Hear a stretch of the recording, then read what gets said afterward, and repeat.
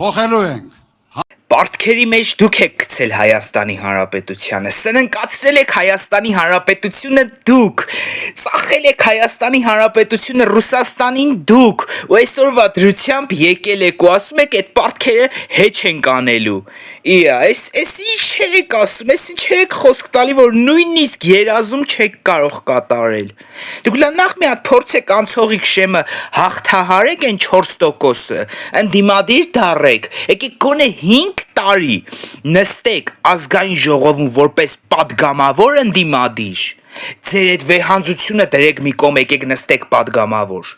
ու նոր սկսեք ժողովրդից խոսալը։ Դուք ժողովրդի մասին մտածող եք,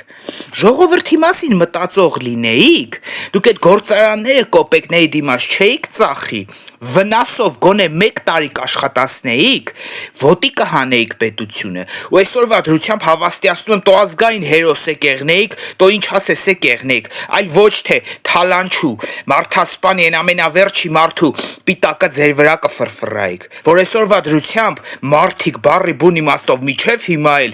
որ ձեզ տենում են, այն ամենավատ բաները հիշում են։ Որպեսի սիրելի հայրենակիցներ ջան, այլևս նման բաներ չլինի, 2026-ին, հունիսի 7-ին, քվեարկում ենք համար 16-ին, հանուն խաղաղության։ Ինչև է սիրելի հայրենակիցներ ջան, կեցե Հայաստանի Հանրապետությունը, կեցենք մենք, կեցե քաղաքացիական պայմանագիրը, Նիկոլ Վարչապետ, սիրում եմ բոլորիդ և Աստված պահապան լինի բոլորիս։